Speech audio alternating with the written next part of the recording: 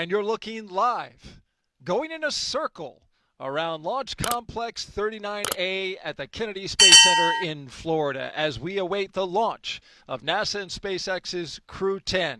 Hey, it's March 14th, Pi Day, and we are ready to fly away.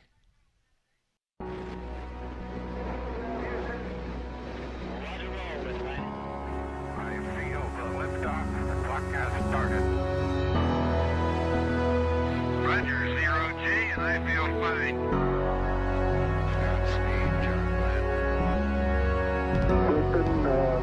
Tranquility Base here. The Eagle has landed. Roger, Tranquility. We copy you on the ground. New possibilities are opening up for scientific cooperation between countries. 1-0. Liftoff. Americans return to space as Discovery clears the tower. Discovery, go and throttle up. Discovery, Roger. Go for deploy. Hothead, nice to be in orbit. We have followed in their footsteps to get us where we are today.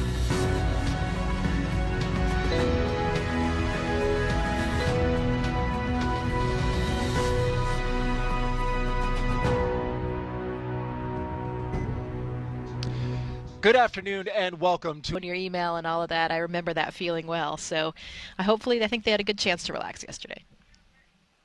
We hope so indeed, because it's needed. It's a long day getting to space, and they have a very long day ahead of them and a long trip to the ISS.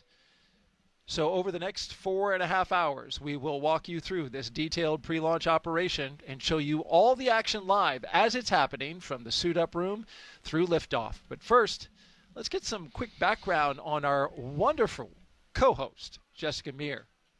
In 2019, if you didn't know, attempted this liftoff on Wednesday to today's attempt. And you can see there, I hear that this beach house here at the Kennedy Space Center was part of the plan. Yeah, that is a beautiful view of the beach house. I've been fortunate enough to have been there a few times in my career as an astronaut, and it's really historic.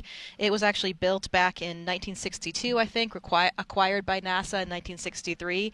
At the time, there were other houses around, but those actually were relocated. I think you have some personal history with that, right? Yes, yes. One of them was relocated and came into possession by my aunt, who bequeathed it to our family. But yes, it was over on. Weather is good also in the Ascent Corridor, an area that runs up the eastern coast along the Atlantic. Conditions are good as there in case the Dragon needed to come off the top of the rocket in the case of an emergency and then splash down along that Ascent Corridor trajectory. And as we look at our Crew-10 astronauts taking their photo op inside of astronaut crew quarters, I want to remind you that we would like you to participate in the show again today. And if you want to do so, just ask your question over the next 4.5 hours, and you can get it in on X, Facebook, YouTube, or Twitch. Send your question with the hashtag AskNASA, and we look forward to looking at all those questions and funneling them in to Jessica Meir, who has a rich experience in spaceflight, along with her current training as an astronaut. Okay, time now for the...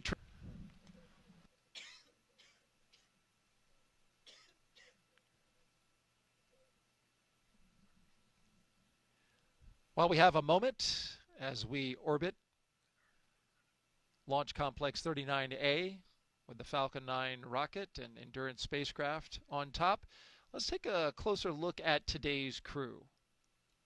And let's start with NASA astronaut Anne McClain. She is your Crew-10 commander. Born and raised in Spokane, Washington, NASA selected Anne as an astronaut candidate in 2013. Crew-10 will be her second space flight after launching aboard the Soyuz MS-11 in 2018 and serving as flight engineer on the International Space Station for Expedition 58 and 59. In total, she spent 204 days in space and completed 2 spacewalks, totaling 13 hours and 8 minutes. Anne is a West Point graduate and colonel in the U.S. Army, a highly decorated Master Army aviator. Anne has more than 2,000 flight hours in 20 different aircraft. Anne is also an avid rugby player and former member of the USA Rugby women's national team. She currently lives in Houston, Texas, with the rest of the astronauts.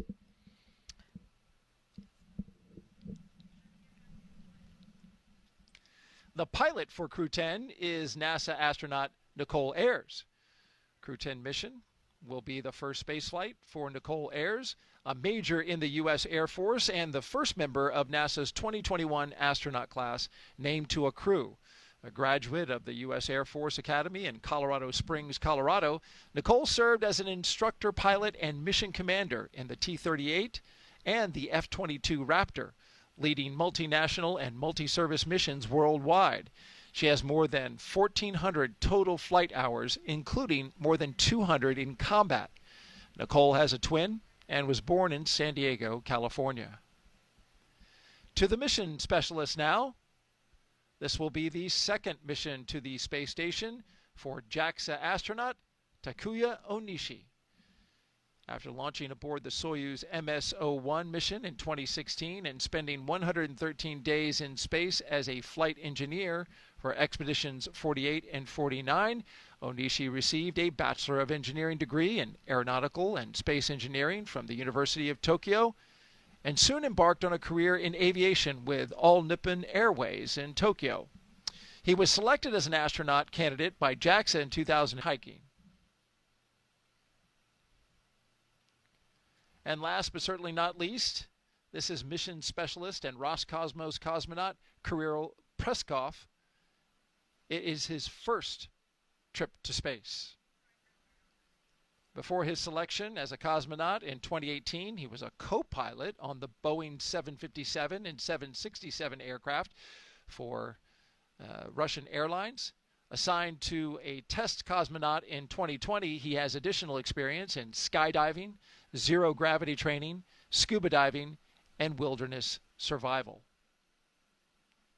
And as you probably noted by me reading their bios there, that all sometimes the commander and pilot will get assigned first and start a little bit earlier because they have a little bit of additional training for the vehicle. But about that amount of time, and that is when, we're doing everything from vehicle to space station training.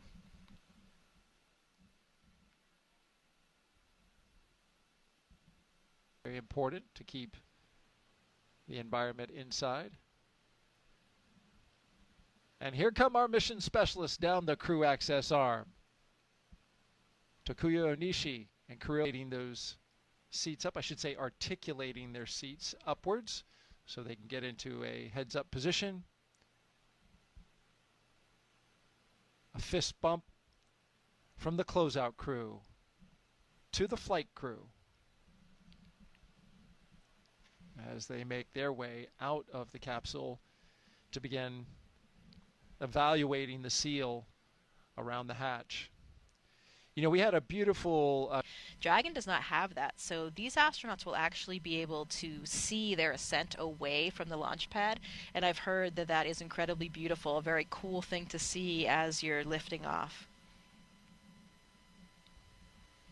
There's a little bit of what their view will look like, clearing the launch tower, perhaps seeing a bit of coastline along the way, depending on which way their windows will be facing.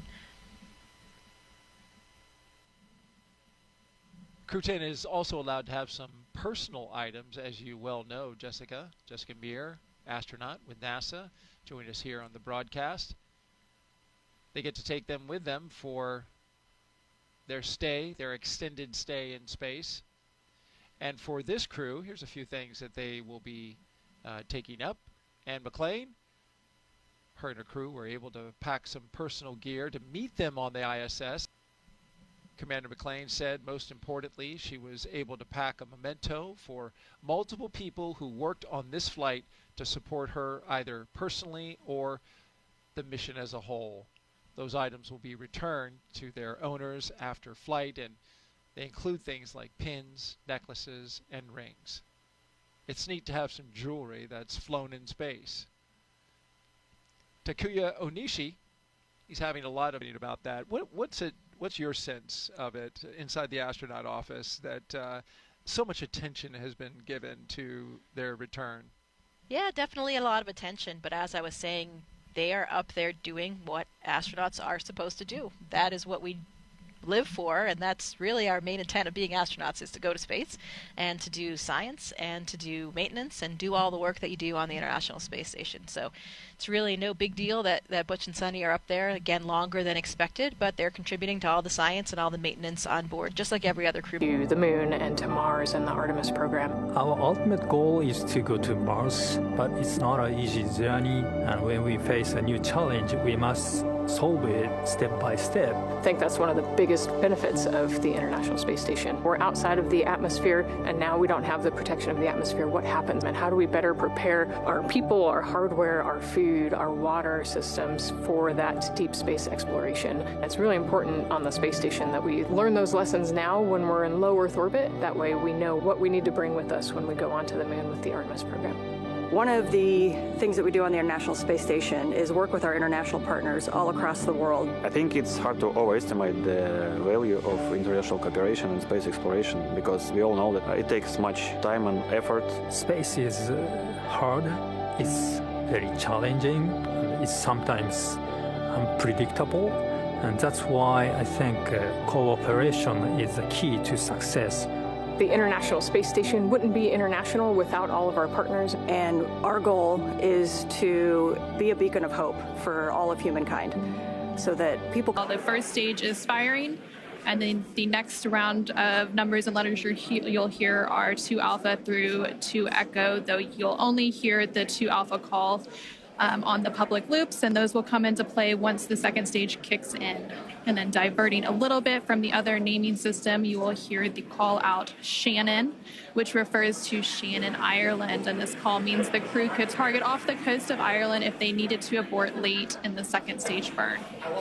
And you'll continue to hear those different call outs along with key performance call outs from the guidance, navigation, and control officer along with the propulsion lead. We're now just under 7 minutes away from launch. Engines are chilling in for flight.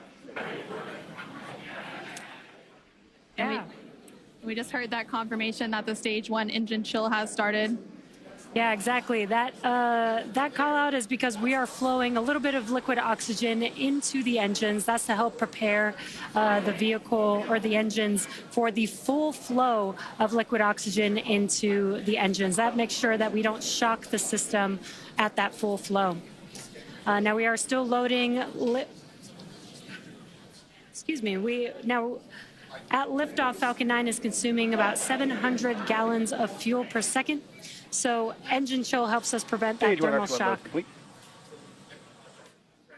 into the engine. So again, we have passed that T-minus 7 minute mark. Next call out will be stage 1, RP1 loading complete, which we just heard that. And the RP1 is densified kerosene or rocket fuel that will propel the crew into orbit. All of that RP1 is now fully loaded into the rocket, and since we previously heard that second stage loading was completed. We are still loading the liquid oxygen or LOX onto the first and second stages, and this is the oxidizer needed. Crew-10 take off today.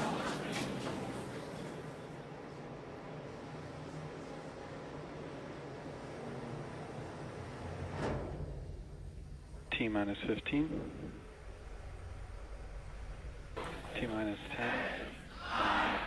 8, 7, 6, 5, 4, 3, 2, 1. Ignition and liftoff. Go SpaceX, go NASA Crew-10. Copy, 1 alpha. And liftoff of Crew-10 now Vehicle pitching down range. Space Station. 1.7 million pounds of thrust now propelling Falcon 9 and Crew-10. And we're continuing to get good call-outs on the first stage performance so far.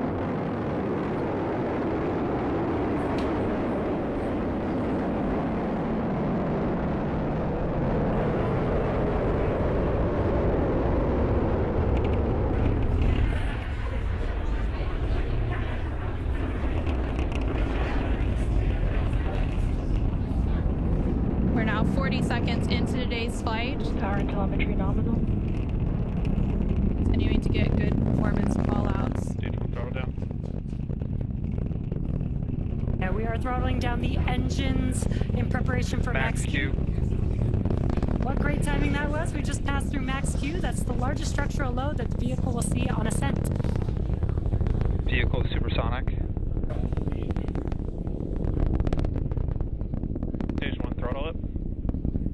We're now just over 1 minute and 10 seconds into today's flight, traveling at propelling Dragon into orbit. If you're just now joining us, the 4 members of Crew-10 launched from Launch Complex 39A at Kennedy Space Center in Florida. And they're currently on board Dragon, still attached to Falcon 9's second stage, which you're seeing there on your right-hand screen. On your left-hand screen, the first stage vehicle is making its way back down to Earth. It already completed the first of 3 burns as the boost back burn, and the next event coming up for that vehicle is going to be the entry burn. Dragon SpaceX, nominal trajectory. Great call outs there. That entry burn is coming up. SpaceX Dragon, copy nominal. That entry burn is coming up here in just under 20 seconds. We'll reignite 3 of those 9 Merlin 1D engines to help slow the vehicle down as it makes its way back into the Earth's atmosphere. We're now just over 6 minutes into today's flight as Dragon and the second stage continue traveling at over 12,000 miles per hour, making their way into orbit and on the way to the International Space Station.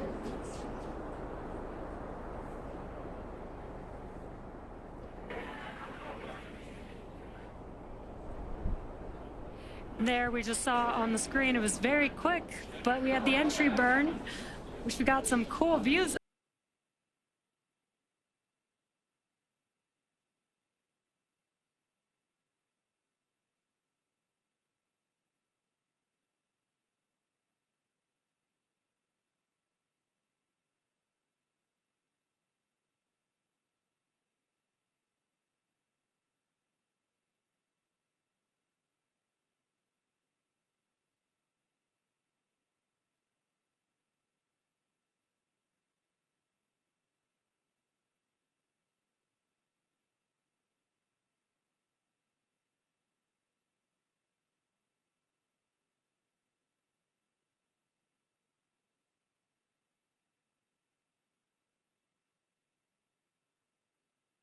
And such great words from Crew-10, as well as the core here in Hawthorne and Mission Control.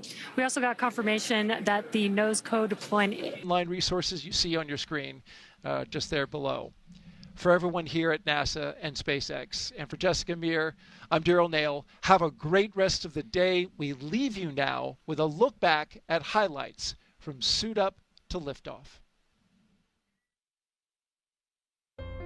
Crew-10 is getting suited up, ready to go. Time now for the traditional card game. Crew-10 walking down the hallway. And here they come, taking their first steps outside as they prepare for their journey to the International Space Station. And we are off. The crew on their way to Space Launch Pad 39A. Anne McClain, Nichole Ayers making their way into their Dragon spacecraft Endurance. And here come our mission specialists down the crew access arm, Takuya Onishi and Kirill Peskov. There they are rotating back. Dragon SpaceX side hatches closed. Ignition and liftoff. Go SpaceX, go NASA Crew-10. Copy, 1 Alpha. Vehicle pitching downrange. Space Station. 1.7 million pounds of thrust, now propelling Falcon 9 and Crew-10. And we're continuing to get good call-outs on the first stage performance so far.